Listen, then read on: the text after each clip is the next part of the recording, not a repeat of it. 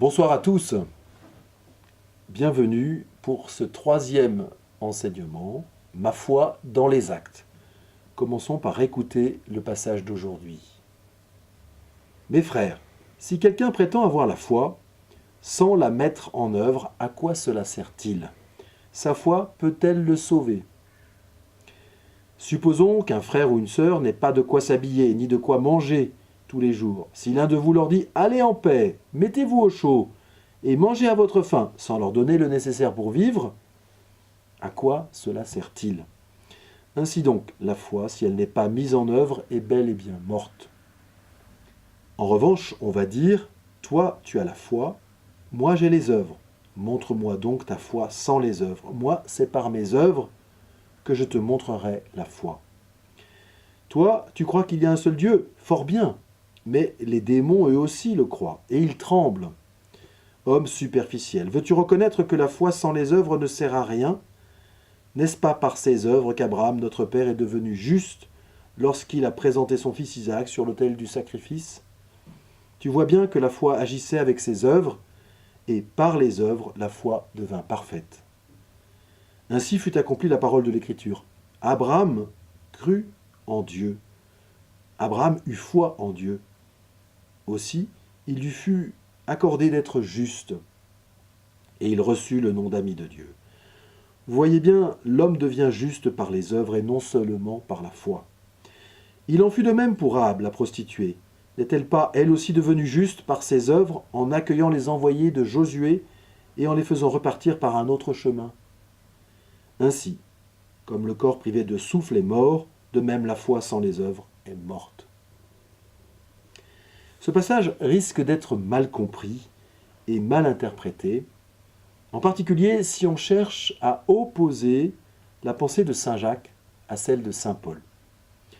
Ce que Paul et Jacques disent à propos de la foi et des œuvres n'est pas contradictoire, mais complémentaire. Chacun d'eux met l'accent sur des aspects différents en employant les mêmes mots, d'où le risque de confusion. D'un côté, Paul vise à combattre le légalisme, c'est-à-dire la pratique qui serait limitée à la loi, qui serait en fait asservie à la loi. Alors que Jacques, lui, combat le laxisme, c'est-à-dire le fait de ne pas mettre en œuvre la foi. D'autre part, pour Paul, les œuvres correspondent aux œuvres de la loi juive, par exemple la circoncision, alors que pour Jacques, les œuvres correspondent au comportement, au style de vie du chrétien. Pour Paul, on peut dire que la foi est la base du salut, véritablement, et c'est bien le cas, alors que Jacques insiste plutôt sur le fait que la foi est le fruit du salut. On pourrait dire que Paul vise à discerner, comment discerner que l'on est chrétien, alors que Jacques cherche comment montrer que l'on est chrétien. Paul cherche à montrer comment devenir un croyant, alors que Jacques explique comment se comporter en tant que croyant. Donc on voit bien qu'il n'y a pas d'opposition entre l'approche de Paul et l'approche de Jacques. Ces deux approches complémentaires sont résumées dans un passage de saint Paul aux Éphésiens. Je le cite. C'est un passage important. « C'est bien par la grâce que vous êtes sauvés, et par le moyen de la foi.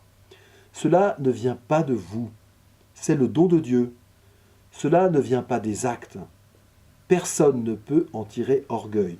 C'est Dieu qui nous a fait. Il nous a créés dans le Christ Jésus, en vue de la réalisation d'œuvres bonnes qu'il a préparées d'avance pour que nous les pratiquions. » Éphésiens chapitre 2, versets 8 à 10. En fait, Paul, dans ce passage, met les choses dans le bon ordre. Premièrement, tout est donné par Dieu. Ça veut dire que tout est rendu possible d'abord par la grâce, au principe et au terme de tout agir humain. Deuxièmement, Paul évoque la réponse humaine à la grâce qui s'exprime par le moyen de la foi. Enfin, Paul évoque le fait que cette réponse se concrétise dans la réalisation d'œuvres bonnes qui ne réalisent pas le salut par elles-mêmes, mais qui sont le fruit de la foi et qui manifestent le salut. Qu'est-ce que la vraie foi? Voyons ce que Jacques nous dit à ce sujet. Il nous donne 5 éléments pour manifester la vraie foi. Premier élément, la vraie foi ne se limite pas à de simples paroles. Beaucoup de gens disent qu'ils ont la foi, mais cela ne suffit pas. Jésus le dit clairement dans l'Évangile selon Matthieu au chapitre 7, verset 21. « Ce n'est pas en me disant « Seigneur, Seigneur » qu'on entrera dans le royaume des cieux, mais c'est en faisant la volonté de mon Père qui est aux cieux. » Prétendre être chrétien ne prouve pas que nous le sommes. Donc la vraie foi ne se limite pas à de simples paroles. Deuxièmement, la vraie foi n'est pas seulement quelque chose qu'on ressent. Ce n'est pas parce que je vis des émotions que je suis croyant. Jacques critique dans son épître le chrétien qui ne va pas au-delà des sentiments pour passer aux actes. Si ma foi ne m'amène pas à partager concrètement avec les autres, elle est sans valeur. C'est aussi ce que dit saint Jean dans un passage important de sa première épître, au chapitre 3, verset 17. Je cite, « Celui qui a de quoi vivre en ce monde, s'il voit son frère dans le besoin, sans faire preuve de compassion, comment l'amour de Dieu pourrait-il demeurer en lui ?» La vraie foi est généreuse. Elle rend service de manière concrète. Elle ne s'arrête pas aux sentiments, mais elle se laisse toucher pour passer aux actions concrètes.